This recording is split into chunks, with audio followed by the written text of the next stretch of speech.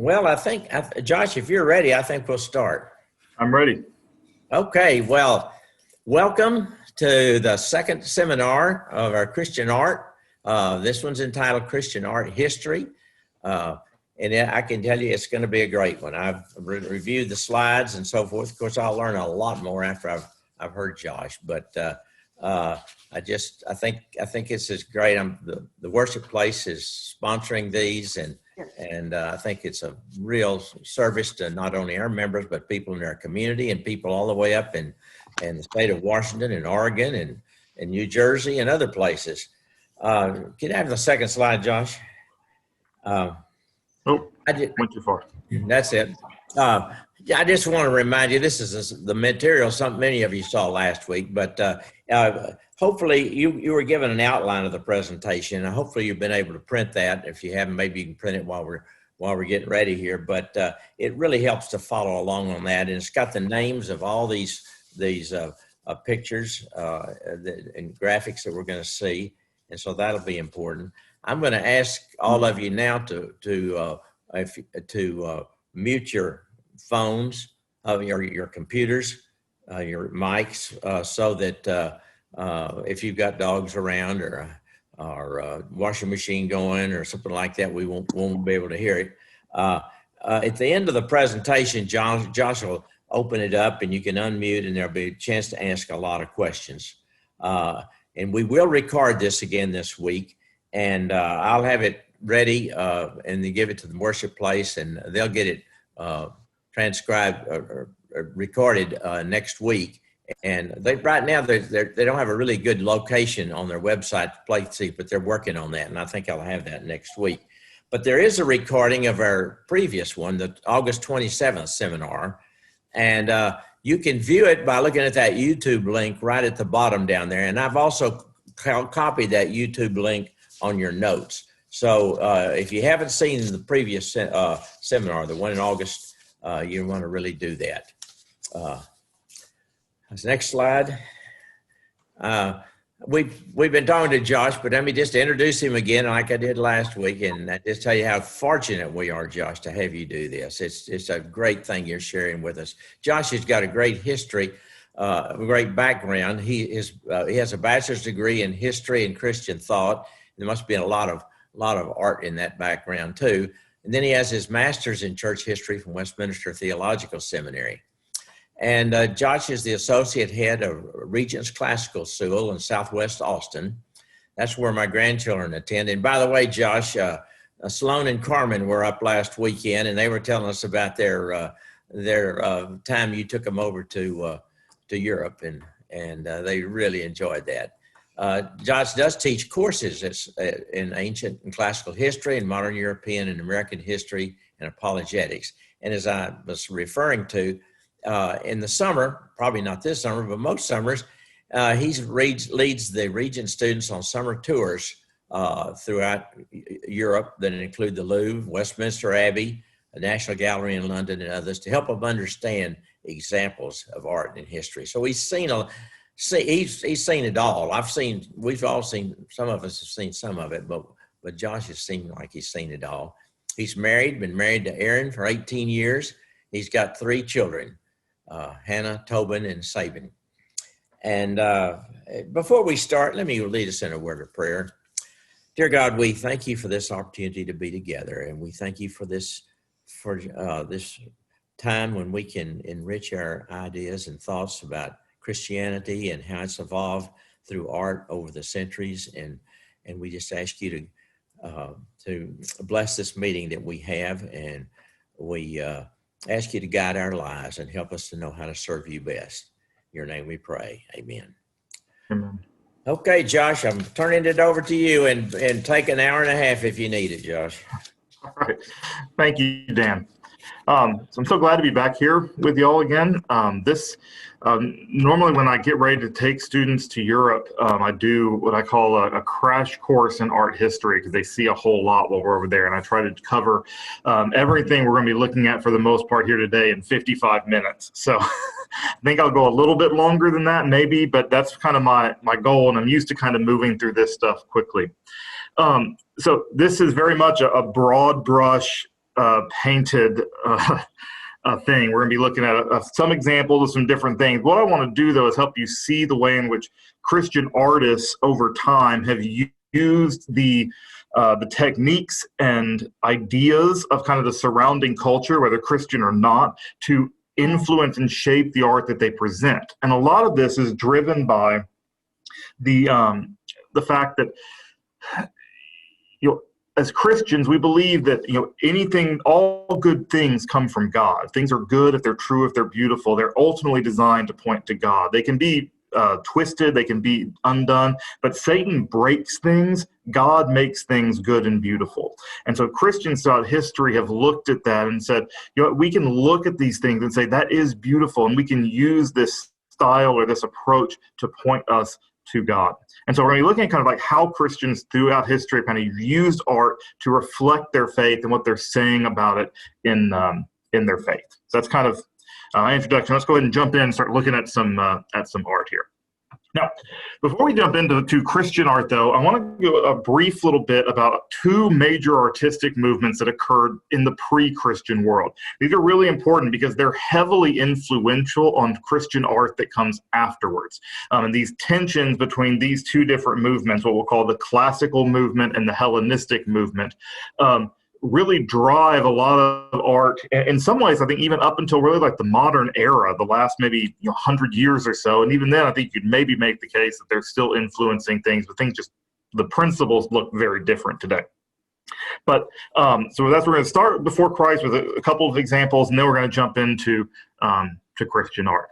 First, we're going to look at some 4 pieces of classical Greek art. So we're talking about classical Greek. This is the Greek of Athens, the Peloponnesian War. This is Socrates, Plato. All of those types of figures are involved in this kind of classical Greek era. It was this kind of massive flowering of art and wealth centered around the city of Athens, but also involved some other cities in Greece in the time period from roughly, say, 500 BC, shortly before the Persians invaded Greece the first time, until, I say 300 BC, depends where you're at, depending upon where it kind of ends. It could also end about 350, but we'll go 500 to 300, just keep some kind of nice, easy numbers there. So, classical Greek things. So we've got 2 here. This is Apollo Belvedere on the left and the Venus de Milo there on the right. So when we think about the classical Greek world, there's some just kind of ideas I want you to think about. And the 2 most important ideas in this kind of classical model is what I would say called idealism and rationalism. By idealism, I mean that the Greeks of this time period were very interested in creating perfect forms, ideal forms of humanity. I think this is largely influenced by the philosophy of Plato and Socrates, who were very interested in the ideal world. Plato even goes so far as to seem to suggest that the physical world is in some way less real than this world of ideals or forms. But that desire to seek after that which is truly good or that which is truly beautiful inspired a whole bunch of their art in this time period. And so they're very interested in creating what I might say here between the Apollo Belvedere and the Venus de Milo might be kind of like ideal masculine and ideal feminine forms. That's what they're trying to present with what's going on here. Another key theme for them, though, is the theme of rationalism. These are the Greeks of this time period were very rationalistic, very interested in the mind, the way things think. And so they thought part of the purpose of sculpture, which is what we primarily have left over of their art today, are these sculptures like this.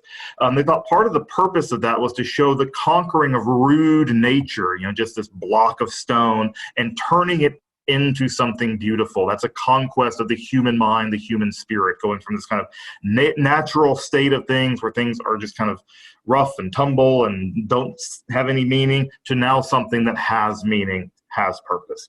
And so harmony and proportion were very, very important to the Greeks in this time period. So they liked things to be balanced, evenly weighted, those kind of things, and how they went about approaching the sculptures they were making in this time period. Now, there's a couple things ways you can tell you're dealing with a classical Greek sculpture. Things you can look for is look at their faces. So in both Venus and Apollo's face here, they have what's called blank face because it's kind of blank. There's no emotion. There's nothing going on. They're just kind of present. They're just there. Another real common feature of classical Greek art is what's called the contrapposto stance. You can see it most clearly in the Venus, though you can see it somewhat in the Apollo also. But the contrapposto stance is kind of how people naturally stand when we're standing on kind of one leg. So if you're standing not at military attention, but sort of leaning with your weight on one leg. So if you look at Venus, for example, she's got all of her weight on her right leg. What that does then is it kicks her right hip out that way. And so then what happens is, to balance so that she doesn't overcompensate and fall over, we lean back the other way naturally. And so it creates this kind of S curve to the body. You can see a little bit with Apollo, who's clearly leaning back onto his right leg there, but it's his left arm that's balancing it out. As he's sticking it out. But with Venus, it's very clear this kind of S curve in her body. You can see through her torso there as it's kind of twisting back away from her right hip to hold her upright. This S curve is just a real common feature of these classical sculptures.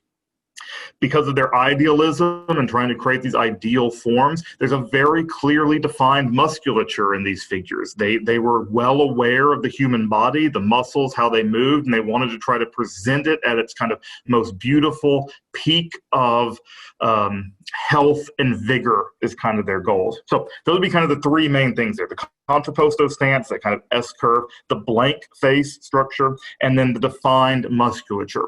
Also, a lot of classical Greek sculptures have this sense of movement going on. So you kind of get that in the Apollo, and we'll see that more clearly in one of the next ones. But again, the key thing scheme out of this ideal rationalism that they're trying to kind of get to in this classical Greek world, the conquering of nature by the mind. Here's two others. On the left here is a bronze Zeus statue, and then on the right we have what's called the discus thrower, a very famous classical Greek piece. But again, notice if you look at the faces, they've got that blank face look on them. There's no emotion, there's no structure. Particularly on the discus thrower, you get again that semblance of motion, right? You can tell he's doing something, but you can see the musculature very clearly. If you look at the arms, the chest, the shoulder there, that right shoulder, you can see the vein going back of the arm that's holding the discus. And similar with Zeus, we can see this very strong physical body. Zeus also, you can tell, is clearly standing in that contrapposto stance again. He's got all the weight there on his right leg. His left leg's not really holding things up, which causes him to bend back and to the left. Okay, so these are kind of classical things. Now, you may be wondering, like, how do we know this was a Zeus, or the other one was a Venus, or the other one was an Apollo, those types of things? They're typically not signed or named when they're found. Our general rule with these things is if it's a nude male who's young, it's Apollo, unless we're for some specific reason told otherwise. If it's a nude female, it's Venus or Aphrodite, goddess of love. If it's a nude male who's older, it's normally Zeus. Sometimes you'll get a Poseidon thrown in there, but just general rules. That's kind of what you're looking at. So here we have an older man in the bronze here that tells us it's a Zeus. Okay, so classical Greek, and these two ideas really important. This idealistic rationalism is kind of the key thing, right? Taking the ideals, right, and then applying them to the natural world and using the mind to overcome that and drive kind of the art forward. Okay? So that's kind of the classical period. Now moving on to the next kind of pre-Christian era, what's called the Hellenistic period. The Hellenistic period, the watershed moment for that is Alexander the Great.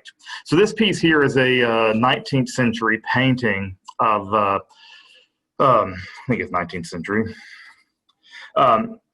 Painting of Alexander. He's there in the red on the right as we're looking at it.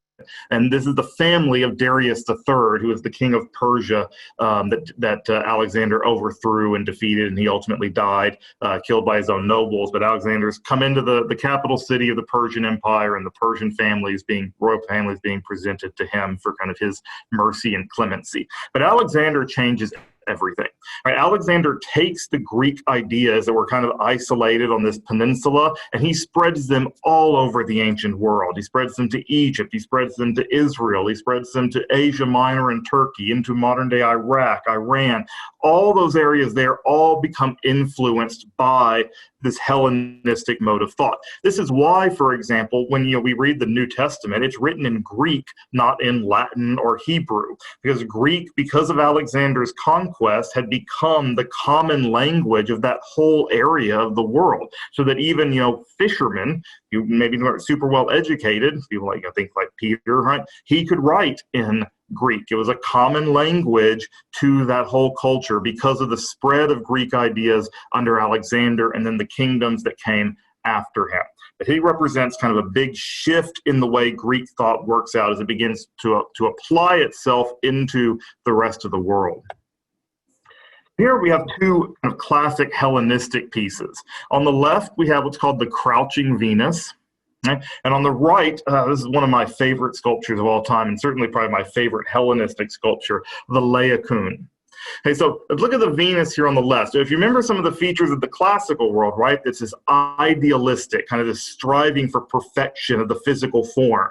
Right? Let's look at poor Venus here, right? We've got the little belly rolls going on. This is clearly not probably a form that Venus, if she really had her say, would want to be kind of her image taken in this sense. It's not a particularly flattering pose that's going on here.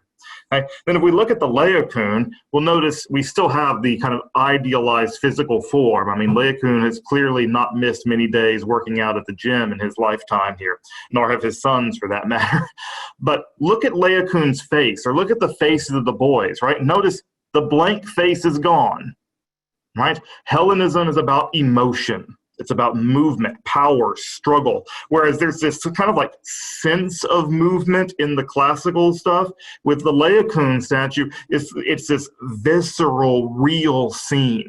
So if you're not familiar with the scene depicted in this statue, it comes at the end of the Trojan War. The Greeks have left, and they've left the Trojan horse behind. That ultimately becomes how they get into Troy. And Laocoon was a priest of Poseidon, which is the god of the sea in the Greek world, and horses are connected with Poseidon.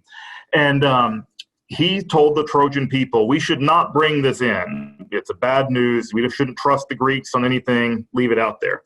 And two sea serpents, that you see here, came out of the water and killed Laocoon and his two sons.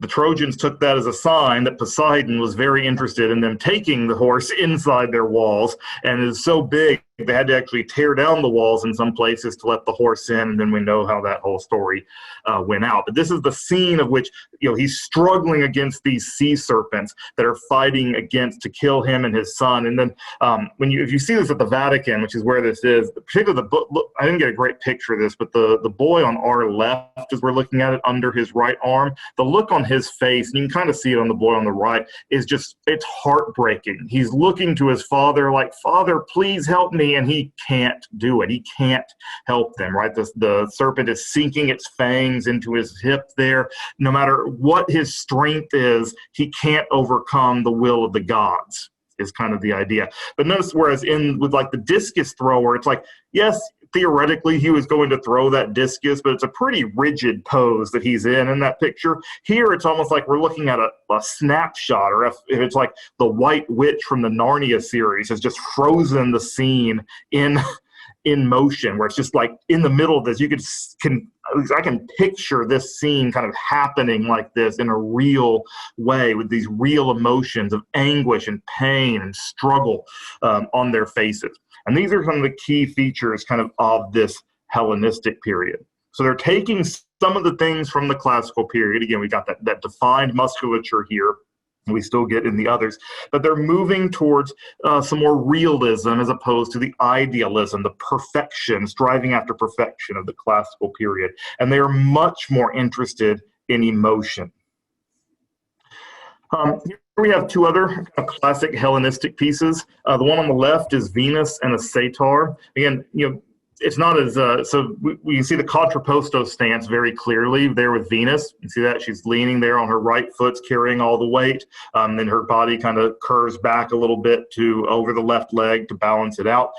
it's just kind of a funny scene. There's Venus there. She's talking with a satyr who's trying to get something. She's holding some bread or something there in her hand that it looks like he's trying to get from her. Then you got Cupid there in the background who's trying to maybe make a love match between the two of them. And the look on Venus's face is just kind of like bemused by the thought that this could possibly happen, or that the satyr thinks that she could possibly love someone like him or something like that. It's definitely not the blank face of the classical period, even though it doesn't have the horror on it of the Laocoon statue. And then to the right here is the nude warrior. Whenever this is at the Louvre, and when I take students there, I always it's so realistic when you stand there. Like, I always stand behind him and it's like, what is he seeing? He was probably carrying a shield originally that he's like looking over the top of, but he's clearly, there was something there that he's either horrified by or is so intent and focused on. I mean, it's a look of attention, of fear, of, maybe about to go into the struggle going on there. But this whole idea, even, notice the pose is very different than some of the other things that we've seen. It's got this clear musculature is still very strongly there. But there's this emphasis, you might say, on the emotion of the scene that he's in. Like, he's in the moment. We're like watching him in the midst or about to begin a battle. Hellenistic things, other features to kind of look for would be things like they oftentimes focus on a little bit more everyday themes, like the crouching Venus. Sometimes it's called Venus at her bath. Like she's getting right down to get into a stream or something like that. She's squatting like that to get in. They also tend to be complex, more figures going on. And the Laocoon is, of course, the classic example of this. But also, if you look at the Cupid and the satyr and Venus, that one's also, in that sense as well, very much more complex than the classical pieces tend to be, which tend to be kind of isolated pieces. Okay, so the idealistic or the classical period is this kind of like idealistic rationalism. The Hellenistic, I think we can summarize as sort of like emotional realism. They're wanting things to be more real, less kind of perfect as the classical was going for, but and in doing that, they pull out these emotions. There's another famous Hellenistic piece I didn't put up here, but it's a boy picking a splinter out of his foot. That's just kind of this super common theme. You can see the attention he has on it as he's pulling it out. I didn't include that one because I didn't want to include too many, but it's all these kind of things of it's going for a sort of emotional response, or at least showing emotion, but in a realistic way. That's a big shift. So we have these two then kind of strands in art that are going to develop from here, this idealistic strand and then this more realistic strand. And Christian artists, when they come in, they're going to be using these two strands, these two streams of thought as they develop their own art. Okay, so now then let's turn and look at kind of art now in the light of Christ. Okay, so it's important to remember some of the things we talked about last time here in this. As Christians, they early on recognized the importance of the incarnation and what that means for the physical world. They also began to recognize the universality of God. And as Paul says, the Greeks weren't left without witnesses. They were given some ideas or some visions of things to point them towards the truth of Christ. And you might say some of their art is moving in that direction because it's trying to show pure goodness, show the power and the strength of the human ability, but it always is going to fall short because it's not able to actually arrive at its end goal, because its end goal is not right. They're trying to glorify humanity for humanity's sake, whereas humanity is only kind of, might say, glorifiable when it's done through Christ, and in light of him and in light of his redemptive work is how humanity attains that idealism or that perfection that the Greeks, the classical world, are really looking for. But in the early era of Christianity, in the first couple hundred years, Christians were persecuted. We have very, very little art left from that time period there. There may have been very little. There's a handful of kind of some carvings and some catacombs in Rome and some places like that. For the most part, we have very little art from that time period. It's only after 313, when Christianity becomes a legal religion within Rome, that we begin to get much more art put out there. So last week, last meeting, we looked at this Christ Pantocrator here, this very, very old depiction of Jesus. We talked about his hands, and he's holding the book of life, and the two ideas of his face, and whether that's going for this kind of like human divine thing that it's trying to show, or trying to show the like idea of judgment and the idea of mercy. It's not quite clear what's going on with that, the face, but that's kind of the direction that art is going to go, which is moving us in a slightly different direction, but it's more towards that idealistic phase of the Greeks, even though a lot of the early stuff is going to be kind of building off of Hellenistic strands as well. Of course, you may look at this picture of Jesus and be like, that doesn't look very idealistic to me, but it's because their ideals are changing. Their ideals in the Middle Ages are not necessarily about the perfect human form. Their ideals are about Christ as the perfection of all reality, basically, that everything is building and pointing towards him, and that the earth, everyone knew in the Middle Ages, the earth is not perfect. We are not perfect. We change. Things don't work out for us. We get hurt. We get injured. But ultimately, heaven is where all things will be made right. All things will be made new. It is the ideal society, or the ideal world. And so a lot of Christian art is going to be pointing towards heaven as the ideal, rather than kind of humans as a as the ultimate goal. Although that will change later on. We'll look at that here. This here is the earliest known depiction of the Virgin Mary. That's Mary on the right holding Jesus.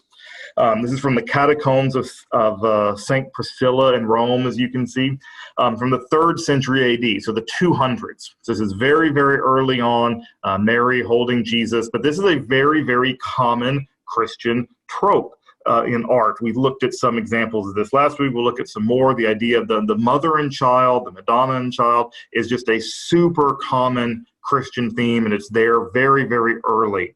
This idea of people coming to visit. There's another example from a little bit later than this one that I didn't include. That it's the visit of the wise men to Jesus and Mary, and Joseph is present in that one there.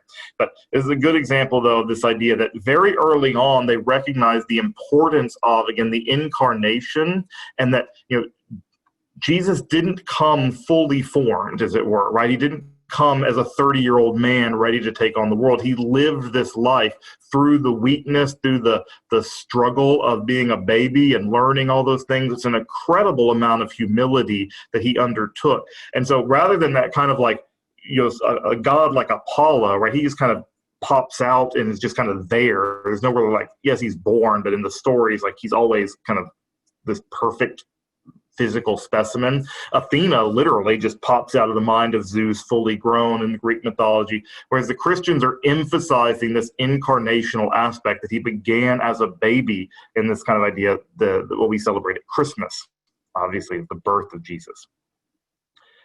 Here is a very early mosaic. This is from Santa Maria Maggiore, which is one of the oldest churches in Rome. So these mosaics come from the 5th century. So things to note about this, we're talking about that idealism from before, right? Anytime you're looking at like a dome or something like this, where there's the gold leaf in the background, I think I may have mentioned this last week. We looked at a few things from the Hagia Sophia that had this also. This is heaven. This is the world of heaven that's being presented there. And so basically it's a complete recognition that the world of the saints, the world where God dwells with his saints in heaven, is a very different place than the earth. And they're trying to intentionally show that by making it not look realistic. It's probably not that they couldn't do realism in this time period, or that might be part of it in some places. It's more they're intentionally choosing to make art look unrealistic, more moving that ideal direction, because it's about the heavens. Okay. In this scene here, we have Jesus there on the right. Gary is holding the book of life, right? We've got the halo with the cross behind it, and he's crowning Mary there to his right. She's still got the blue on, although it's faded a little bit in there. He's crowning her as the Queen of Heaven because of her faith in the angelic story coming and saying that she will be called blessed forever. And then you've got the angels around, kind of taking note of what's happening, and then the saints are further off to the side from scenes there. This is a kind of a good example of this kind of big art of the kind of early Christian era, where they're trying to show heaven and basically should say that earth is preparing you for heaven. A little preview of next time, the next meeting we talk about the churches of this era were intentionally designed to be like points of heaven on this terrestrial earth, where basically the people would come in and they would leave earth and enter heaven, and the art was designed to help make them feel like that was happening. We looked at these two last week, so our last time, so I don't want to spend as much time on them. But again, notice this is from the Hagia Sophia in Istanbul. But notice again, we got the gold leaf backgrounds. We have kind of the blank face like we saw in those idealistic pictures before. There's no real emotion or anything going on here, because this is designed to be kind of outside of the changing human sphere of emotions and the winds that blow us around and give us turmoil. This is supposed to be in the heavenly realm where everything is perfect and everyone is at peace. Is kind of the idea that's going on here. So here we have Christ Pantocrator again on the left. Christ, and Pantocrator just means like Lord of all, basically, the ruler of all things, which is ultimately how Christ will be at the end of time. Again, this is pointing us towards, and then on the other side, we have the Mary and Jesus at the beginning, right? So we have kind of like from the beginning of Jesus's earthly ministry, the birth, to the end of time when he is Lord of all as Pantocrator. So that's kind of spanning the scope of what's happening here. But that gold leaf background, like I said, is designed to depict heaven. Okay, so when we look at this kind of thing, I want you to think about in this kind of medieval, those early medieval paintings, you might say, or most of their mosaics actually, is this idea of like heavenly space and timelessness. The goal being that, Jesus isn't changing. He's ideal. He's perfect. We're moving into this kind of idea of heaven where things don't change, unlike the constant vicissitudes of life that we have here. Then we get the high Middle Ages, though, come around. So I'd put it 1000. It could maybe go as early as 800 in certain places with the Carolingian Renaissance. It brings about the high Middle Ages. But this art is dominated primarily by architecture in this time period. There is definitely some art and some other things going on, but architecture is the big thing. So I've got Notre Dame here before the fire burned it. This is a classic example of what's called Gothic architecture. It was called Gothic by the Renaissance people who looked at it and thought it was very, very ugly because it's very busy, it's very pointy. There's gargoyles, you can't really see those here. There's no domes like you had in the Roman era. The medievals lost the ability to build domes, the technique for doing that.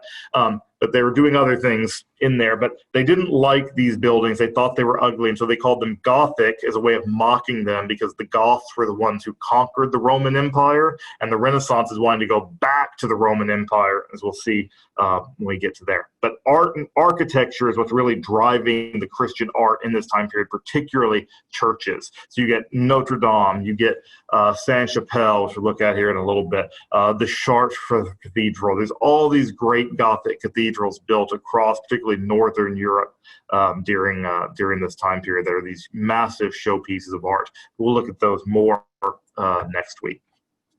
So in religious art in this time period, it tended to be associated with the church. So these are altar pieces, so paintings that have been above the altar where people came to receive communion, to be baptized, to receive all the different sacraments of the church. So these were reminders of where they were going over the course of their life.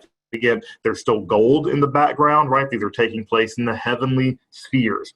On the left, we have a Cimabue called the Enthroned Madonna. So notice it's another one, just like we saw that really, really old one. Now we have here another Marian child. So notice Mary's in blue. All right, there's Jesus on her lap. We've got the angels behind her. One of the things in the Middle Ages they struggled with, particularly in the early period, the Giotto on the right is improved in this, is they struggled with depth perception. Everything looks very flat in this time period, and some of that I think is intentional. It's that kind of trying to make it not look real. But if you look at the angels on the left, for example, the Cimabue, they look like they came from like the angel factory. They all look the same. Their heads even tilt in pretty much exactly the same way. They're not interested in trying to be a kind of realistic thing. And Mary is similar. Like Mary doesn't look like a woman you might actually meet walking down the street. And because they don't want that. They don't want you to confuse Mary, the Queen of Heaven, the first member of the church, the mother of God. They don't want you to confuse her with anyone in reality. Not that she wasn't a real person, but that she waits for you at the heavenly kingdom to bring you in there through her son, as she's pointing to her son there. Now on the right, the other one, notice the depth perception is a little bit better. The angels don't feel like they're quite so stacked on top of each other, and there's also some differentiation in their faces with the saints there. Again, Mary in the blue there, Jesus is holding up his fingers and the symbol that we looked at some last week. And there's more of a weightiness and reality to that one. But again, the goal of these works of art would be to remind you of kind of what your ultimate destiny was. Your ultimate destiny was to be in the church, in the heavenly kingdom with Christ, with Mary. And in some senses, like to be kind of like the Christ child here, willing to kind of accept and follow along with the church and come along with it as it takes you into the heavenly kingdoms. All right, but there were art other than art for churches, and this is a good example of this. This is it's a medieval devotional book. Now, we don't think of it as a book necessarily, but it's important to remember in the Middle Ages, there was very little reading and writing because there wasn't a whole lot to read going on. The printing press is still a few centuries away. This is called the Wilton Diptych. Well, forgot that for a second. It's at the National Gallery in London, and it's relatively large. It's about this tall and that wide or so when it gets when it's opened up like this.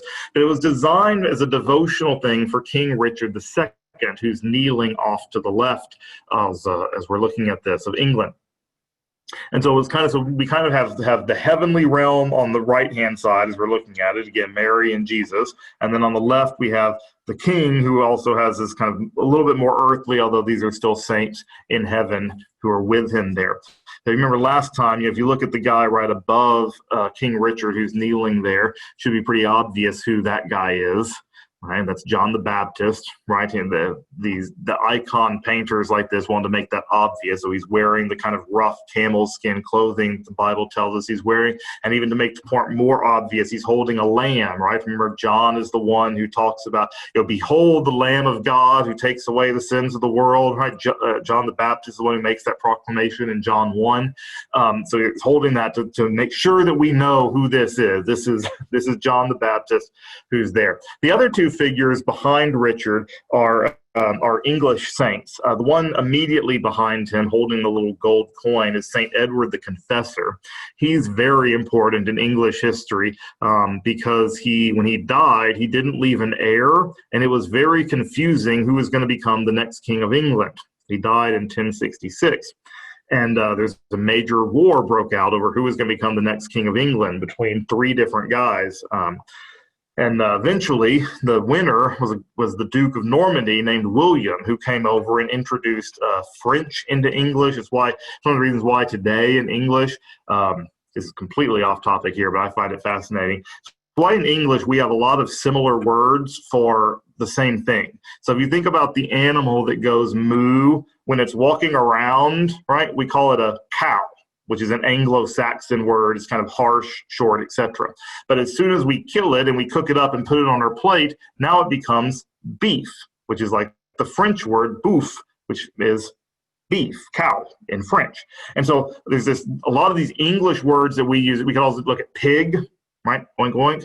But when it becomes on the food, yes, bacon sometimes, but also ham, which comes from the French hamon, which is, so like when animals are frequently cooked, we get the French word for them because the French are better at cooking, and the English get the animal while it's kind of walking around because the English would have been the ones doing a lot of the shepherding and that type of thing. as a completely off topic, that Edward the Confessor is the guy who, when he died, not making it clear who was supposed to take over, he left this kind of chaos, and a big war happened, and eventually William the Conqueror conquered England in 1066 and brought in a new dynasty based upon kind of French ideals. So that's interesting to me as a historian, I think. Then the next guy holding the arrow is not St. Stephen. If you were here last time, or not St. Stephen, St. Sebastian. I said most of the time when you see a martyr or a saint with arrows or holding an arrow, it's St. Sebastian, who's this real common medieval saint. This is not St. Sebastian. This is a guy named St. Edmund the Martyr, who was killed with arrows also, but in kind of a uniquely English setting of war against the pagan Danes. Historians aren't entirely sure that he's a real historical figure, but from Richard's perspective, he was important as a sign of kind of Christian faith in the monarchy, someone willing to die on behalf of the faith in the monarchy. And so he's got John the Baptist, he's got Edward the Confessor, and he's got St. Edmund the Martyr there. If you've ever been to London and to Westminster Abbey, St. Edward the Confessor is buried at Westminster Abbey, and people will still make pilgrimage to his tomb there at Westminster Abbey. But then on the right, if you notice, we've got Mary. Obviously, she's the blue one holding the Christ child, who's holding out a sign of blessing to the king. But notice the nationalism, right? We've got the English flag displayed here by the hosts of heaven. But other than that, the angels are pretty much, again, like we saw earlier, they're kind of all from the angel factory. And they pretty much all look identical to each other as they tended to do in this time period. But I said this was a considered devotional book. It was to remind the king, he would carry it with him when he traveled around his kingdom. It was to remind him of his proper place in kind of the earthly and heavenly societies. He might be the king on earth, but when it comes to the heavenly societies, he's a servant of Christ. And this was designed to help remind him of that as he went about his work. Okay, this here is an interesting kind of transitional piece. This is called the Pietà of Avignon. We don't know who painted it. Avignon is a city in southern France. It had a strong papal connection for a while. The popes even lived there for 150 or so years. A Pietà, which we'll be looking at the more famous one here in a little bit, but a Pietà is simply a depiction of Mary holding the dead body of Christ. It's just a common phrase. That's what they're called. The most famous is Michelangelo's Pietà. So we'll be looking at the stone one in a little bit. But this is also a Pietà, Mary there in the middle with the dead body of Christ. But things to note about this one that show us a transition is happening in art history. Notice we still have the gold leaf kind of in the background, but notice we do have a real background. Like they're trying to maybe place this scene not in heaven, but rather actually in earth. Like that could conceivably be Jerusalem there in the back left as we're looking back there. And obviously Christ was crucified outside of Jerusalem. And so there's a sense in which they're trying to kind of connect at this point, the heavenly, we've still got the gold background and everything, with the earthly, this is a real event in history. It's not just something that happened in some idealized world, but actually happened in our world is what's going on here. The painters are trying to work through those things there. On the right, as we look at this painting, this group of paintings, the woman with the red hair and the long red cloak, that's Mary Magdalene. Okay? She was a prostitute, and that she's holding the alabaster jar that she used to wipe Christ's feet, the ointment with her hair. She's holding that. And then on the left, holding Jesus' head, is John, the evangelist, the youngest of the disciples. Remember, he's the one who's most present there at the crucifixion of Christ. And then off to the left is either the person who commissioned the painting or some other kind of church member who wanted to be part of the painting and showing the proper pose to remind people what's going on. But that's an important part of a lot of this medieval art, is this is art that's designed to teach the faith. We'll look at a couple more examples more closely here, but it's art that's designed to teach. The priest figure to the left here is standing in for everyone observing this. When we see Christ's body slain for us, it should cause a prayerful reflection on our part. We should be struck, we should drop to our knees, and we should move to worship. because of what Christ has done for us in bringing us into the heavenly places, making heaven possible for us because of his death and resurrection. So he's there to kind of like remind the audience, as Mary is also giving us a demonstration of this, how we should properly be viewing and understanding this scene. Okay. Now, I said in the Middle Ages, they loved their churches, and one of the things they love to put in churches is stained glass. This is from Sainte-Chapelle. I think it's got the most beautiful stained glass I think I've ever seen in all of my travels. It's incredible. You walk into Sainte-Chapelle, and it's just light everywhere because the whole church chapel is surrounded by these huge stained glass windows. Other things that are common in architecture. So if you look at the top here, we'll talk this more. But these are Gothic vaults there that come together as points like that. It's a very common Gothic look. But also notice the stars. It's a blue background with little gold stars over it. Okay. That was in architecture how they depicted heaven. So if they were painting a scene that involved like other characters, they would do the gold leaf to show this is a heavenly realm that we're in. But if they were just doing a plain ceiling, they painted it blue with these stars because it's like the night sky. And in the Middle Ages, they referred to the heavens were up there in the night sky. And so there was this idea that that's where heaven is up there. And so a lot of medieval churches had these blue, kind of midnight blue with gold stars across the ceilings. In the Sistine Chapel, obviously has a very famous ceiling. Its ceiling originally looked like this too. It didn't have the ribbed vaulting, but it had the blue and gold stars. The first thing Michelangelo had to do before he painted in there was scrape that all off and then come back and put his work on top of that. But Sainte-Chapelle is an incredible place. One thing I love about it, I couldn't find a great picture of this. Hopefully next time I'll spend more time on this. But the Bible is told through the stained glass. When you walk into Sainte-Chapelle, the first window to your left is the book of Genesis. And it tells from the bottom to the top, it tells you the story of Genesis. And it's sometimes hard to see, but when they have a handout and you can follow along and you can see, there's Noah and the ark, there's Adam and Eve in the garden, there's Joseph in Egypt. You can see the story, and then you move to the next one and it's Exodus and all these things. And the whole Old Testament is basically told on the left-hand side of the church as you're walking to the front. When you get to the front, it's the gospel story that's there in the back behind the altar. That's shown on the stained glass windows there. And then on the right-hand side is Acts, and then kind of the history of the church, particularly in France, because that's where this is in Paris, happening through there on the right-hand side. So basically, like when I said earlier, you're walking into heaven at these churches, that's kind of the idea of the stained glass. It's beautiful. There's all these lights streaming in here, and it also is showing you the story that you're part of, right? You're part of this same story that began in the garden and is going to end on Judgment Day with the return of Christ as the King of all. And that is typically depicted in what's the rose window. Churches of this time period were oriented east to west. So the altar always faced east towards Jerusalem. The west then was where you entered, right? And of course, we know the west is where the sun sets. And so this is from Notre Dame earlier. But the idea of the rose window is that this is, I wish I had the Sainte-Chapelle one here, actually, now as I'm thinking about this, because the Sainte-Chapelle one shows it more clearly. But at Sainte-Chapelle, the rose window is the book of Revelation. So basically, like the sun rises in the east through the gospel windows, and it sets through the rose window of Revelation, showing you basically like your life begins with the gospel in Christ and ends with his second coming. It's kind of the idea of that the whole day is oriented around through those lights. And the rose windows were typically connected with a similar idea. They were designed to radiate out truth. So here it's a little blurry, but that's Mary in the middle there. You can see she's got the blue on, right? She's holding Jesus.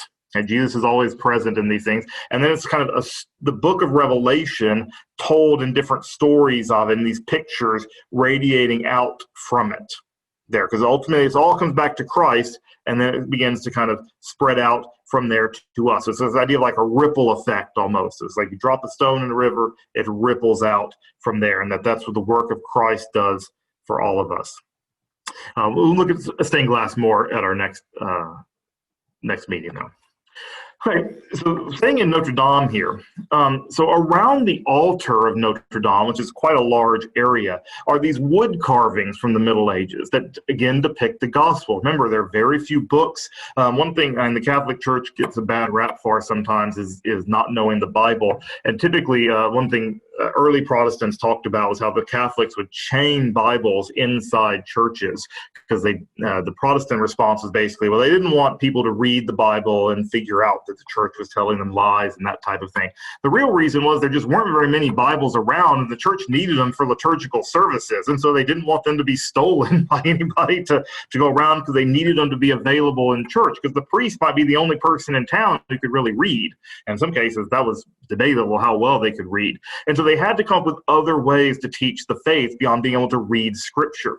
And so here we have the story of Jesus. It's the whole gospel story told in these series of wood carvings. Okay? So as we look at these things, you can see these are on the resurrection side of things. So if you look at, you got the one with the waves and the people in the boat. This is the end of John, right, where John talks about them, they're out fishing, and Jesus tells them to look on the other side of the boat and that type of thing. That's what's happening in that scene. The one to the left from there is Thomas, right? You see Thomas putting his finger into Jesus's side. Okay, we're going to zoom in on one though here in a second. That's from the other side though.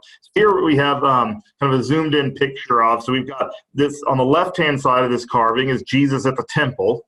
Okay, notice again Mary, there she is in her blue as usual. Jesus is down there. Notice again they've helpfully put the cross in the halo to make sure that we know that this is Jesus we're talking about here. But that's Jesus at the temple, the story from Luke as a young boy. And he's basically holding out like the book of the law, basically saying, I will show you how this is about me. Then on the right, we have the baptism of Jesus. Okay, so he's up to his waist in water. There's John pouring water on top of his head. But there's a whole series of these that goes all the way around the altar that would have been super easy to have used to have taught anyone the faith of what it means. Also, what is the story of Jesus? What is his life story? Could have been very easily taught walking around there. So when I take students there, we'll typically just go up to them and I'll just ask them, like, what scene is this? Where is this happening in the Bible? One of my favorites, although I couldn't find a good picture I didn't put in here, is when Judas is slipping out to go to tell the priests right before the Garden of Gethsemane scene where Christ is betrayed. It's beautifully done, and Judas is this kind of like small creeping figure, like sneaking out the door. It's really interesting how they they presented him there. But the point of all of these things is to teach the faith, right? Teach what it means to be a Christian, because ultimately the goal of life is to get to heaven, right? Is to get out of the earth, out of the hardship, the struggle, the changingness of earth, the way my body gets older and doesn't work as well, to get out of that into the perfect world of heaven. And how do we do that? We do that by being good Christians, following the church teaching. And so art in this time period is designed to teach the faith so that people can be saved. That's the goal here. But then we get the Renaissance. And the Renaissance looks at a lot of the art of the Middle Ages and thinks it's ugly, thinks it's boring, and they look at the art of Greece and Rome, especially, particularly in the Italian Renaissance, and they say that's when they had it figured out. They had great art back then. It's sad that we've lost this. We can take these things and we can bring them into the present. This is, of course, The Last Judgment by Michelangelo. We spent a good bit of time looking at that one last week, so I'm not going to go into it anymore. But this here is a fascinating picture. So this is in the Louvre. It's right across from the Mona Lisa. So if you're looking at the Mona Lisa, this painting's right behind you, and it's huge. It takes up a huge wall there. It's a huge piece. Normally when I show this to students, I don't tell them what it is, and they normally think it's a Last Supper painting, right? Because it kind of looks like Da Vinci's famous Last Supper, right? With the disciples kind of lined up along back there. And then the students will frequently ask, they'll be like, wait a second, who are all the other people here? Okay? And then eventually we learn, well, this is the wedding at Cana, right? Think like John 3, right? Or John 2, about the wedding at Cana, where Jesus turns the water into wine, which is what's happening over here to the bottom right? You see the guy pouring the wine out of the big water jar into the smaller wine jar over there. This is after it's happened. We've got Jesus there in the middle. That's Mary to his right. But it is all this stuff going on. But notice the Renaissance here, it's like a huge shift out of things. Because, like, yes, this is trying to teach you about the wedding at Cana, but it's really about showing you how talented the painter is. It's really showing you this is life, right? I'm sure Cana of Galilee looked absolutely nothing like this. They're not trying to be realistic in that sense. They're just trying to show, notice we've got depth perception here. We've lost any semblance of this being in heaven or outside the heaven reality. They're trying to root this in a real time and place, which for them would have been a real kind of Renaissance time and place with this sort of elevated imagination of the architecture and art, because they can see the ruins of this kind of Greco-Roman world all around them. Really interesting piece here that kind of shows us moving in this Renaissance direction. But the Renaissance means rebirth, right? It means rebirth. The renaissance is childhood, or the re-childing of society, of art especially. And for the Italians, they meant going back to the founts of knowledge of Rome. They looked at the Roman art that they saw, and they said, that's where it's at. We want our stuff to look more like that. And that's going to become really, really important here. So here we have Michelangelo's Sistine Chapel. Right? Notice if you look at Adam, for example, Adam looks an awful lot like, in terms of his body composition, structure, face, he looks an awful lot like that Apollo we looked at earlier, doesn't he? All right, he's got this kind of blank face, he's got the very defined musculature. This, you can even though he's reclining, he's still in that contrapposto stance with that kind of S curve, because the weight's on kind of his right hip, and so he's curling the left arm back to kind of lean, but he's not really leaning so much towards God as he's just kind of like present there. Even God's face is this blank face. And so the Renaissance is really a rediscovering, particularly the Italian Renaissance, of that classical Greek tradition. So oftentimes you might look at a sculpture and be like, is this classical Greek or Renaissance? And it's oftentimes hard to tell the truth, because the Renaissance artists, particularly their sculptors and painters, wanted to try to bring their art into conversation and into like to show that they were as good as those classical Greek artists. That was kind of their vision. That was their goal. And so that's what they were trying to get to. And notice a lot of their stuff tends to be simpler than the Middle Ages. They hated all the pointy stuff, the gargoyles, all that kind of things. They're still wanting people to understand the faith, but they're wanting to do it in a more beautiful way than in the Middle Ages, where even in their stained glass, it's beautiful, but it's oftentimes very chaotic, right? Lots of things going on, very small pieces of glass. The pictures are very small, those types of things. Here they're going big, make it more obvious and clear what's going on, but simplicity and beauty is a key thing. Here we have one of the most famous Renaissance sculptures, the David, right? Again, the David could be Apollo. We call it David because Michelangelo told us that it's David, and he's got a slingshot on it, but this could be an Apollo, right? But it's modeled off the exact same thing. Again, you see the contrapposto stance. You can see it really clearly with this one, right? All the weight's on his right leg, so he's kicking the other hip out to balance himself off, and then the curve of the body to make sure he maintains a proper balance. Look at his face. What do you notice? It's the blank face is back from the classical Greek world. They looked at that and they said, that's what we want our art to look like.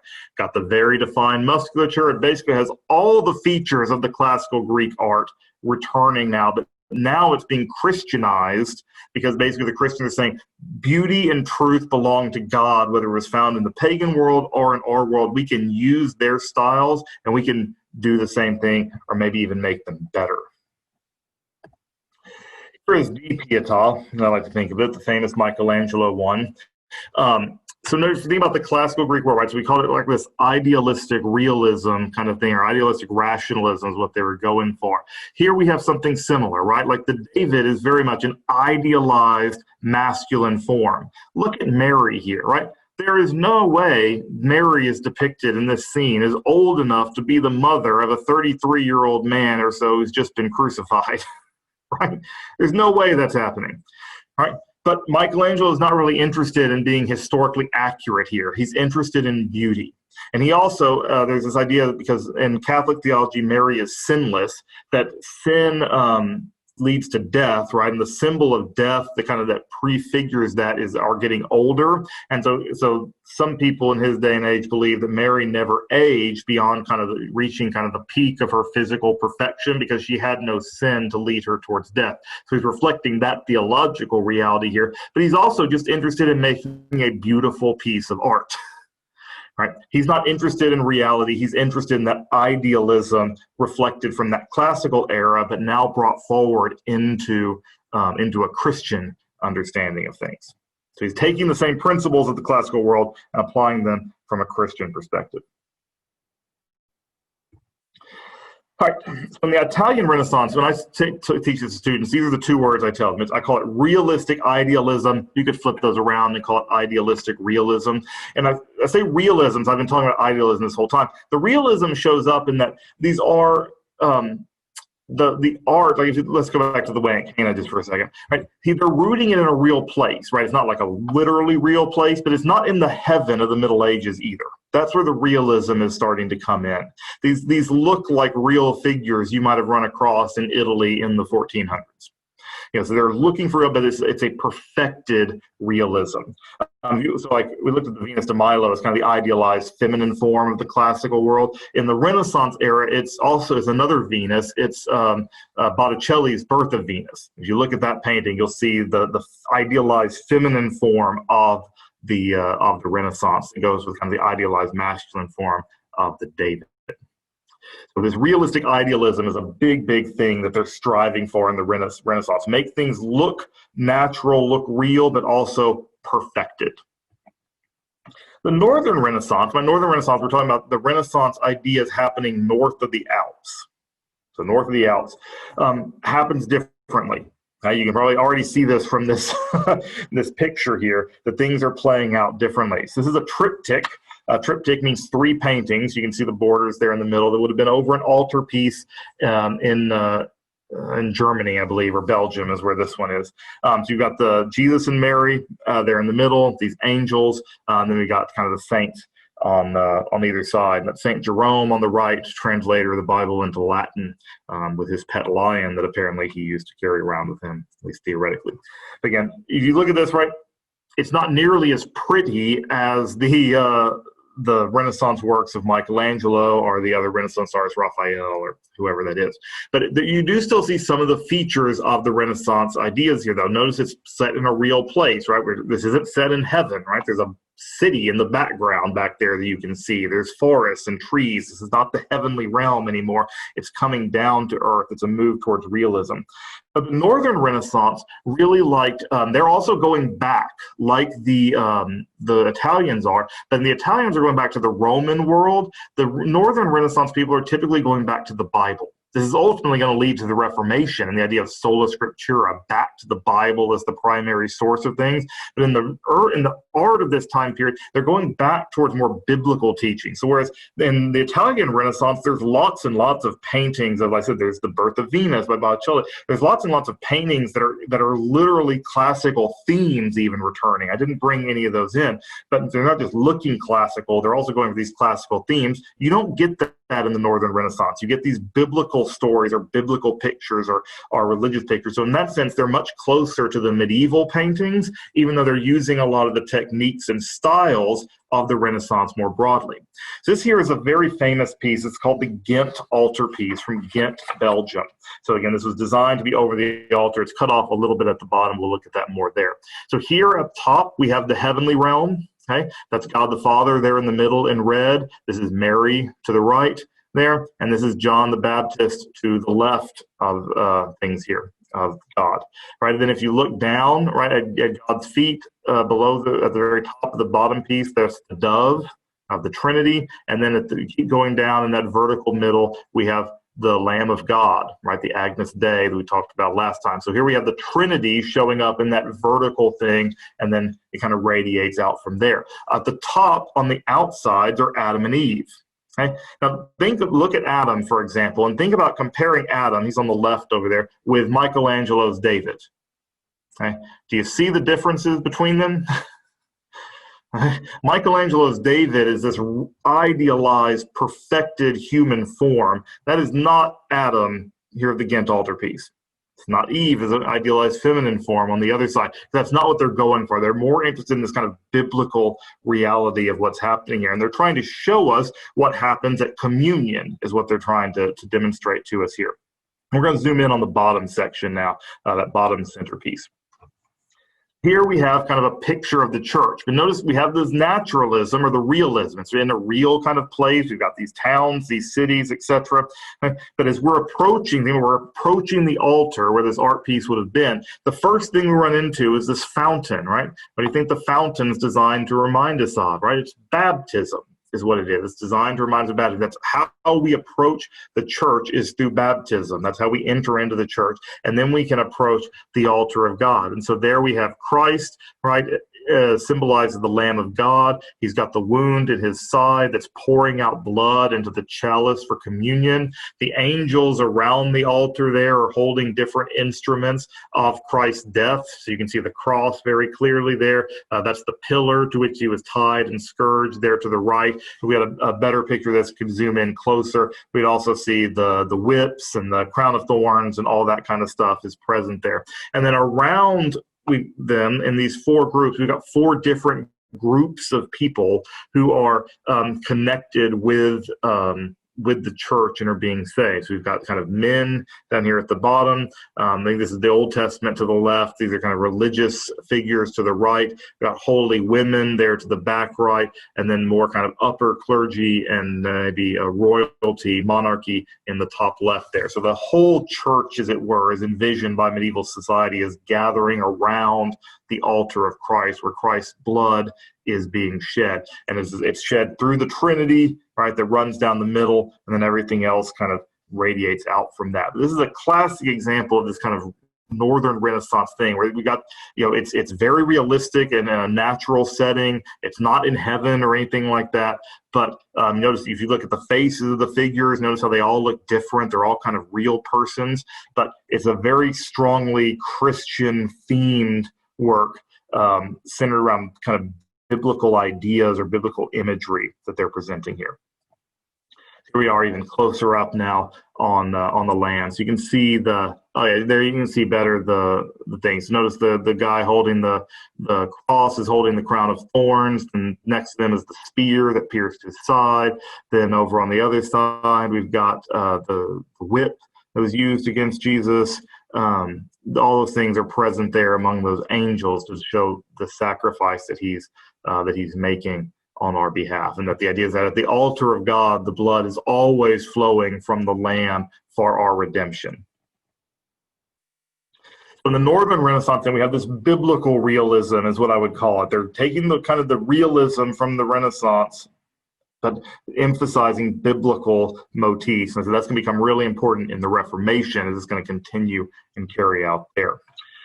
But after the Renaissance, we get what's called the Baroque period. So just like after the classical period, we had the Hellenistic, right? And think about the differences there. The classical was emotion-free. It was blank face, calm, clear, and the Hellenistic was about emotion. The same thing happens Renaissance to Baroque. This is a very famous piece. It's showing an extra biblical scene of Judith slaying Holofernes, who is a Syrian general. So she's in the midst of cutting off his head. We've got blood everywhere. She's holding him down. You can see the look on his face, right? This is in no way looks like the pretty Renaissance paintings that we've looked at or the sculptures there. Another famous Baroque piece called The Last Supper by Tintoretto. One of the things the Baroque really likes to do is they like the idea of showing the spiritual world that's embedded in the real world.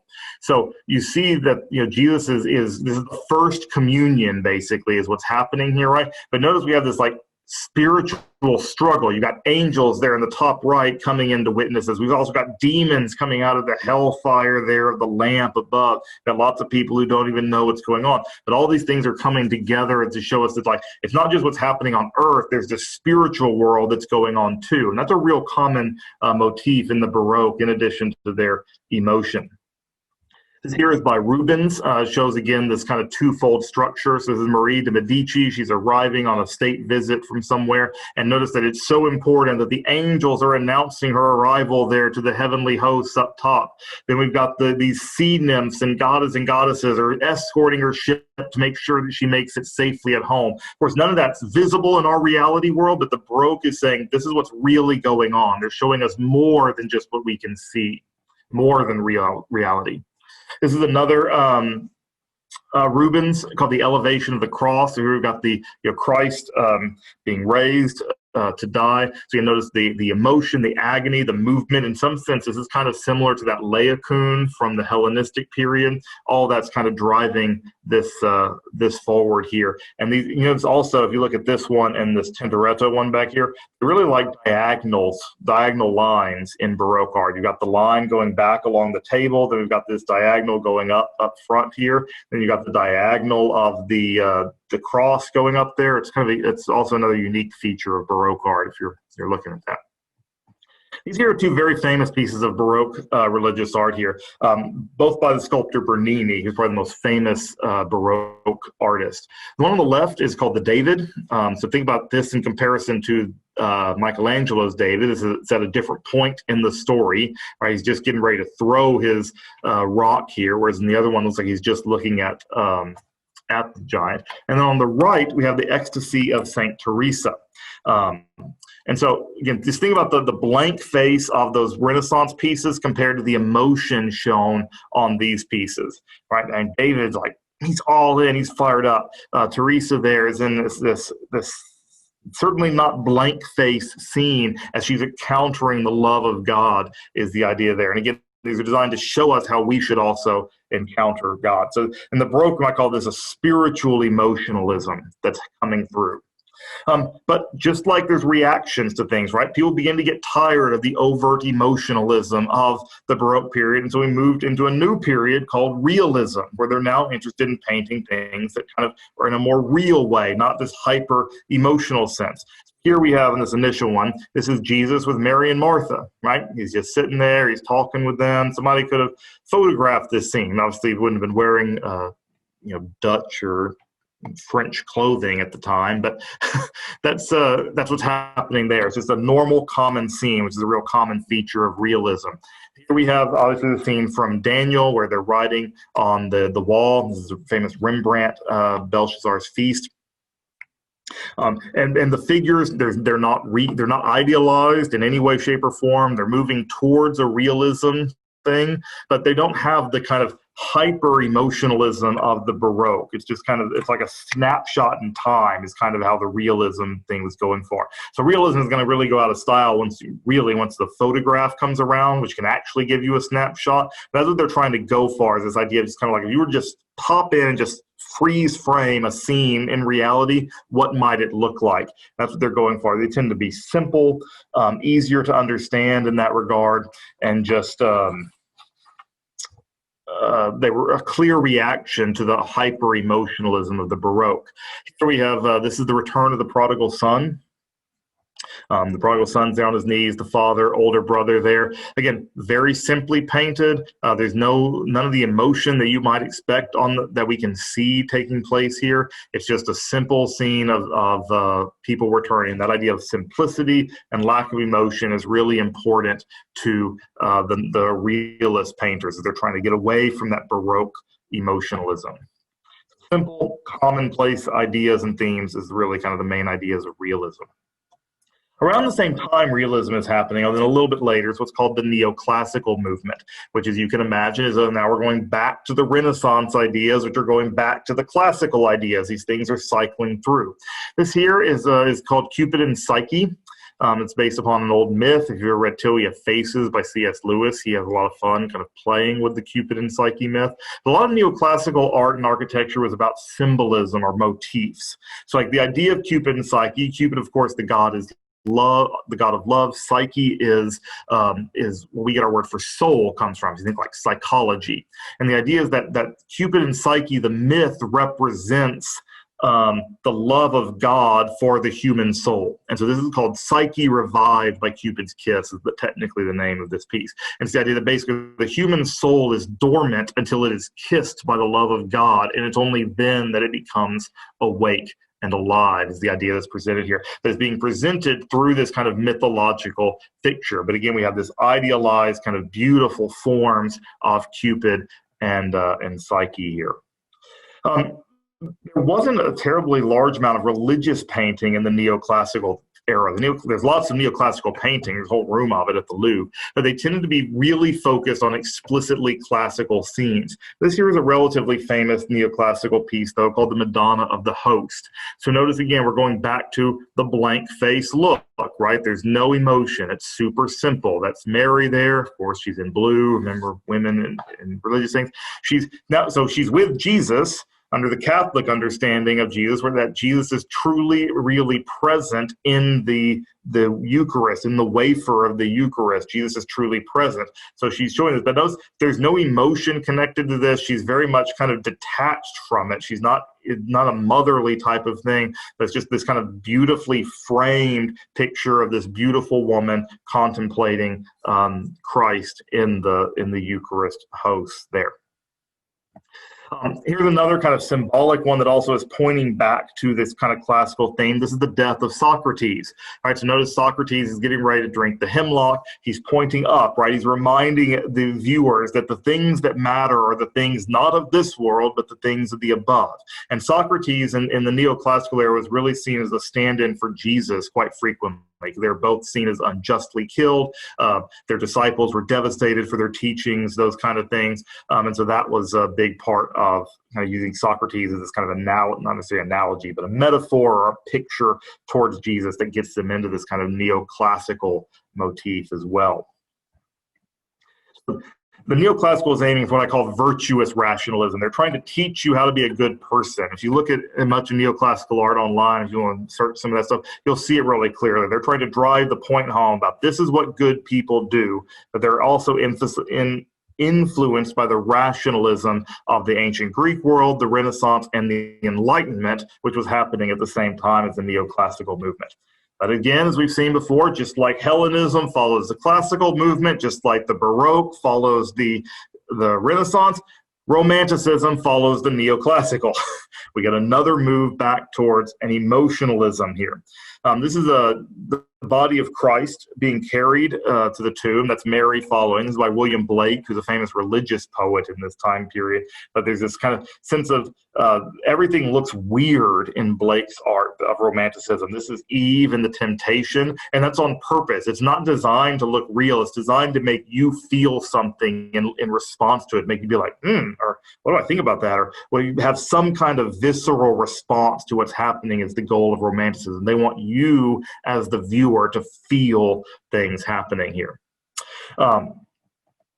Another big feature of Romanticism is nature. They love nature, and so they painted a lot of natural scenes that had kind of religious connotations. Because here we have a really kind of odd picture on the left. This is another altarpiece, but an odd picture of Golgotha, right? Completely isolated, no civilization. The cross itself is isolated out there. It's designed to kind of like remind us that in one sense we're individual souls who are isolated from God without the work of Christ, without kind of getting there. It's designed to kind of draw us to that and remind us of that. Then also here we have this old church or abbey maybe that's been destroyed at some point, got the graveyard around it. They love nature and its ability, its power against us. So whereas the Renaissance and the classical world like to show our power over nature, the Romantics, the Baroques, the Hellenists like to show the power of nature against us in this kind of symbiotic relationship. It's also to remind us that kind of like we can lose our relationship with God, they would say. They'd say like it can be lost over time if we let things go. Here was a painting I wasn't familiar with until I started doing some research on it, but I like it a lot. It's a very late example of Romantic art because it comes from the Philippines. when we talk about artistic periods of time, like oftentimes they cover either big periods or short periods, depending on how you want to think of it, but they're not always necessarily the same period of time in every place in the world. Things move over time. So for example, while the Renaissance was happening in Italy, in England, it was still very medieval. The art they were making at the exact same time as Michelangelo's painting in the Italian Renaissance, they look radically different because the ideas of the Renaissance hadn't gotten to England yet. Same thing here. The ideas of Romanticism took longer to get to the Philippines because it wasn't as part of the center of the art world. And here we have these two Christian women here. They're called Christian virgins, and they're being humiliated by being exposed nude to this gawking group of Roman men. And the goal was to try to make the audience feel what's happening. That's one of the goals of Romanticism, to put you in the situation of either the men or the women and be like, how would it be to be in that situation? If you were there, how would you respond? Would you be pointing? Would you be laughing? Would you be gawking? Or would you be looking away? Or how would it feel to have people looking on you exposed like that for either for your sin or for anything else like that going on? That's what's going on with this thing. It's just trying to pull you in and make you feel something.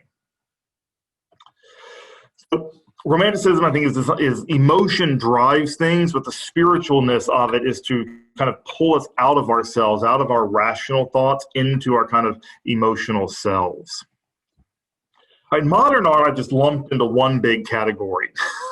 Because there's a whole bunch of movements in modern art. We can talk about Impressionism or Cubism or Surrealism or whatever, but they all are trying to do something different. And the key thing that shows up with modern art is they're all after the advent of the camera. The camera takes away the need for art to be representative, to show what's actually happening, and instead gives art an opportunity to really go for interpretation, showing off what's going on. So we got a few pieces of more modern art to look at. Here is from Sacré-Cœur Basilica in Paris, which was built following the defeat of France in the 1870 war with Prussia that led to the creation of Germany. And so here we see this kind of modern idea. So it's set in heaven, but notice they've changed how heaven looks. It's not gold anymore. It's this blue color. Here we have Jesus kind of reaching out his arms to kind of receive the world. Notice kind of a common pose of several characters. Mary's got her arms back in a similar pose. That's Joan of Arc down at the bottom, kneeling there, one of the patron saints of France. She's got her arms out like that. He's being given the cross in the world. But it's modern in the sense that it's not only time period, it's from the early 1900s, but it's this odd kind of amalgamation or combination of some of the themes we've seen elsewhere. It's not really anything that we've seen. It's kind of a unique thing, but it's pulling from different strands of earlier art. Here again, we have another thing. This is Pentecost, right? You can see the tongues of flame on there. But this is not designed, again, to look real. That's not the point of it. The point is just to kind of make us connect with something or to show something as a visual representation of abstract ideas. They're just trying to get color across, and the point is the emphasis of the spirit that moves through things quickly and disrupts and unsettles things. That's from 1910. In the old day. Here we have a couple other more modern works as we move forward here. So the one on the left is by Salvador Dali called Corpus Hypercubus. So a cube that's unrolled upon itself looks like this. It's called a hypercubus, and Dali in his kind of surrealist phase thought it'd be interesting to put Jesus on that. It's one of the most famous crucifixion scenes in modern art is this piece there. It's kind of this combination of the rationalism of the cube unfolded upon itself with then Christ, it's kind of very traditional religious pose of being on the cross with the worshiper at the side. It's kind of trying to combine, we might say, like the reason and faith that is too often divided in our world. He's trying to weave those back together in some form or fashion here. On the right, we have a much more modern piece by a contemporary artist named Paweł Kuczynski. He's a Polish artist, and it's called The Blacksmith, right? And it's this idea, so obviously he's holding a book that he's pounding on, right? But the idea is that basically, if the book is scripture, in order to learn from it, we have to go into it. We have to delve into it. We have to work at understanding it. It's not just going to come naturally and easy. We have to go about, getting into the word and using our strength, using our muscles to get that. And he's trying to show that too often I think we're kind of lazy when it comes to how we deal with the Bible. We don't put the effort in that's necessary with it there.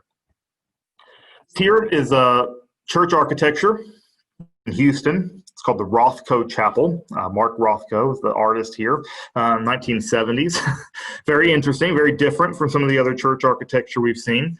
And one of the points that Rothko is trying to get with this chapel, with all these kind of black canvases, is the idea that there's an emptiness when we come to God. That we come to God empty, and we have to kind of be filled by him. And so instead of giving us representations of things to look at to fill that void ourselves, he's basically saying we have to find it inside ourselves. It might be a heretical idea to think that we can find this stuff entirely inside ourselves, but that's what he's going for. He's intentionally getting away from the architecture, the art of the past in religion, and trying to make you think about your experience of God in this chapel differently.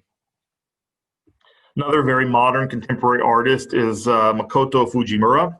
He's a Christian artist here. This is called the Grace Time, or the Tears of Christ. And what he's trying to do is he's trying to give expression abstractly to the idea of the water theme, right? So water in Scripture, we got baptism, we got, Jesus weeps for Lazarus. He's trying to pull those things out. He's also saying that, like, with the red at the bottom, it's kind of like, that's our anger, our fear. Green is envy, right? Yellow is cowardice. But the tears of Christ are covering over all those things as they're kind of going down, is the idea behind it. And so he's using contemporary modern art ideas to try to get across religious themes. He's got a whole series on the Gospels. He does some quite interesting work with Makoto Fujimura. A couple of examples of modern stained glass here on the left and right of the Agnus Dei there in the middle. These are both from from Sacré-Cœur in Paris, which was bombed or suffered some damage in World War II, and these are built in after World War II. So notice they're very, very different than the stained glass of the Middle Ages. They're much more kind of punchy, we might say, rather than kind of going for the air of beauty. And then the last piece here to look at is this altarpiece. Not altarpiece. This is the dome of St. John Newman, the very center of it. I've got a pulled out version here in just a second. Notice we've got similar themes to what we've seen before, right? We've got the Lamb of God with the blood flowing out, standing on the book of life. We've seen all those things before, surrounded by angels, the cherubim, etc. So this is kind of a return, we might say, to some of the more classical themes. But when you look at some of the faces of things, stepping out now, this is the dome more broadly. So we've got the Lamb of God seen there in the middle, then it's surrounded by the four Gospels. Then there's four scenes that are about the Eucharist and kind of showings of it. So on the left, as we're looking at it, that's Abraham and Isaac. On the right is the sacrifice, the offering of Melchizedek of bread and wine. Then we've got the water being turned into wine by Jesus at the bottom, and then the top is the miracle of the bread and loaves that are all they're saying are connected to the Eucharist. And then we've got the 12 apostles, and the 12 tribes of Israel are further out than that. And then there's water running around the whole thing, which is the river of life that flows through heaven. And then we've got these 12 trees, which are symbols of the tree of life that gives its fruit in its season. But its season is always in, because this is in the heavenly time and space. So it's kind of a return in that sense to those heavenly themes going on there, being depicted in this mosaic. There's 12 of trees, each to represent 1 month of the year, right? And so every month receives the life from Christ. So there was not just like like peach season is coming to an end down here right now. But like if peaches are the tree of life, they're always in season, always available, because the Lamb is always pouring out effectual offering on our behalf. So I think here, if you see the pieces up close, you can see some modern stylings and how the faces are presented. In some ways, it's kind of a return to the classical Renaissance look of blank face and that type of thing. But it's a beautiful example, I think, of modern art that I'd much rather end on than on that Rothko piece there. So I don't really have a summary of modern art. It's too big to go on with some ideas, but hopefully that's given you a very kind of quick, I realize I'm a little long, I apologize for that, but a very broad brush overview of these different periods of time and how artists were using kind of different styles from the past to influence how they were developing things in the present. So that'll take some time for questions. If anybody has any, if y'all are done and want to go to dinner right now, I would totally understand that too. So. Lovely. Yeah.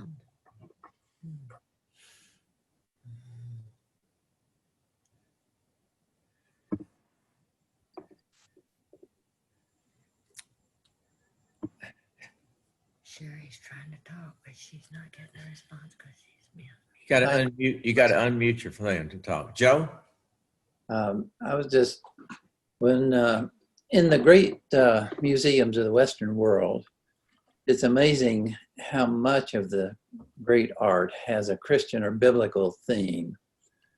Of the art being created today, how much of that would have that's likely to endure, would have a biblical or Christian theme, do you think? I'm not sure how much art of today is really going to endure, period. But I think, I'm not sure exactly when this happened, but sometime in the late 1800s, early 1900s, I think, Christians, began to feel leery about art or concerned about the influence that art was maybe having in a negative direction on people. And I think rather than try to create good art, like as you said, we've got centuries of examples of incredible Christian art to draw on. I think unfortunately many Christians basically said, art can be problematic, therefore we're going to walk away from it and not really be involved in art. And so I think a lot of Christians kind of abandoned the artistic field for a while that has created this kind of void of people coming in to create art. And modern art, a lot of it is rooted in what's called expressionism, which is basically like the art expresses my feelings of what I'm how I'm feeling right now. And so arts, it can go in any kind of direction there because however I'm feeling on this particular point in time could take me in that way. And I think that C.S. Lewis says, right, if you aim at heaven and fall, you'll get the earth thrown in. But if you aim at the earth, you'll lose heaven and earth. I think the same thing's kind of happening with art, right? That a lot of the great art that we look at was aiming at this ideal. And even if it didn't reach it, because it was aiming at it, it's still this great thing because it was about something true. And people for centuries could look at it and be like, that's telling me something about the way things really are. Or that's pointing me towards the true reality of things. Whereas I think, something that's just about my feelings as an artist today, they might be different tomorrow. They'll certainly be different 5 years from now. Why should anybody care about what's going on with that? But I also think art has shifted in terms of we have more mediums available to us. So we have a lot of art shows up in movies or books or things like that.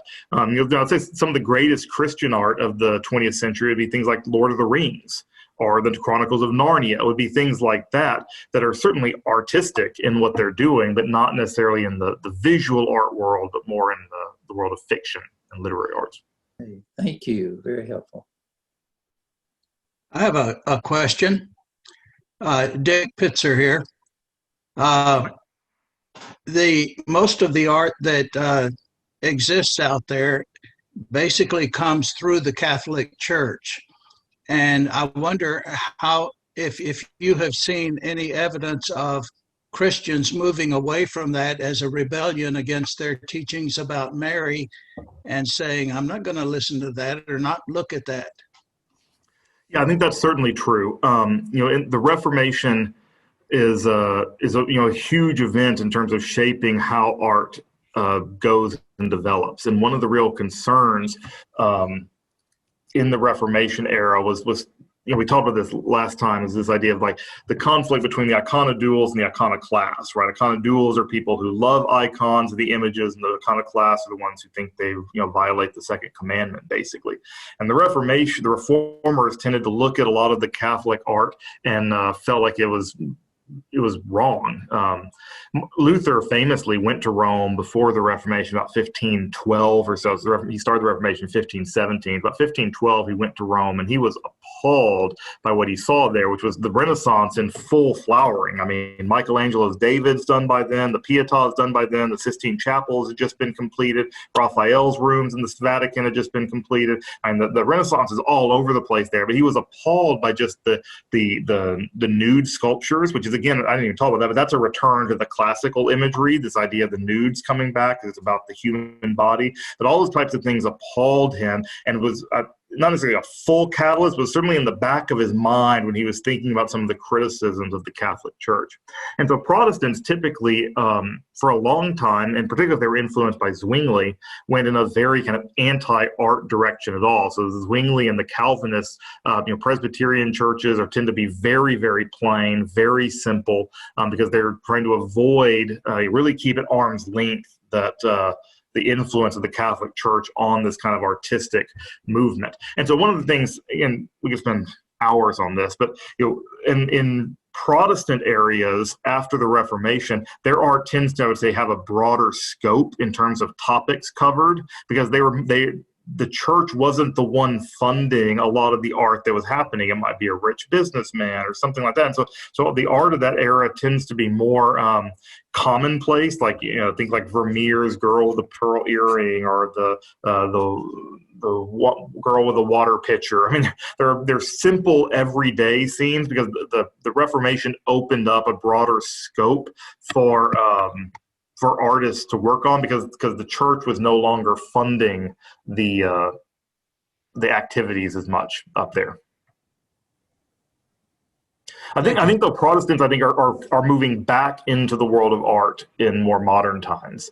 I think they are more interested in creating beautiful spaces, beautiful churches, and those types of things. Like I've seen the picture of the stained glass that you all have there at the worship place there in Sun City, and it's beautiful. Like, and that's moving in that direction. Someone like Zwingli or Calvin would really not like that at all. Yeah. But I do think there's something about the space that we worship in does matter. It does something to us. Yes, it does. Thank you.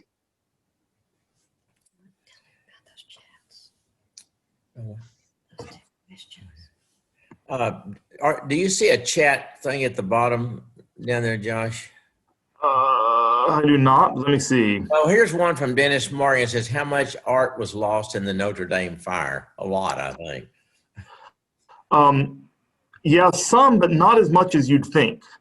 They managed to there wasn't that much in there to begin with, but they managed, at least last I heard, they saved the stained glass windows, which was huge. I remember doing a tour there 10 or so years ago, and one of the things the tour guide said, she said, look at the stained glass windows, and you can see a difference in the blue color in some of the stained glass. And she said the richer and deeper, the more kind of purpley the blue is, the more it's an original blue color. And she was saying that in the restorations, when they've had damages and stuff, they can't replicate the color blue that they got to in the Middle Ages. They don't know what they used to make it, but they can't get that rich of a blue color. And so you can tell at Notre Dame the original ones from the ones that have been restored based upon the color blue that's in the windows. But those seem to have been saved. I think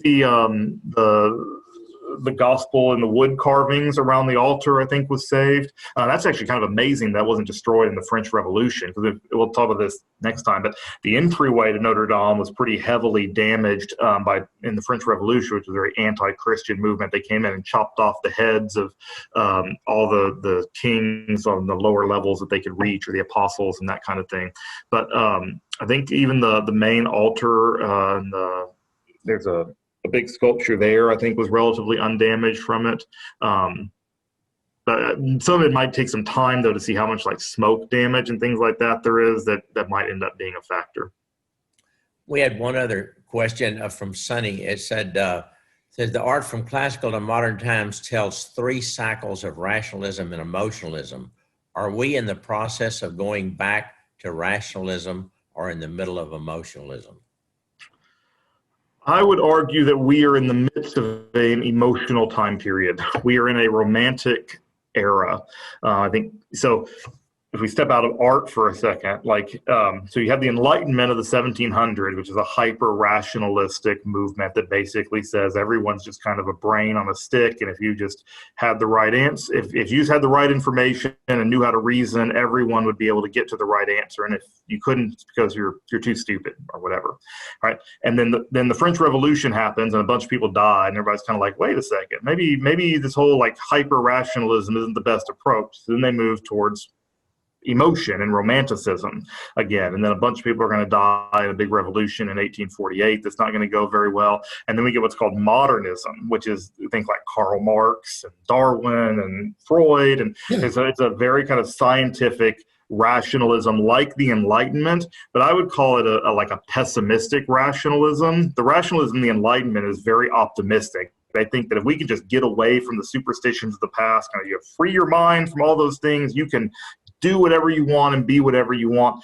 But the modernist movement is more, I would say, cynical in the sense that it's more pragmatic and it's more about power. It's more about how do we make money. It's not so much about eternal truth. It's about kind of business and industry. This is the Industrial Revolution.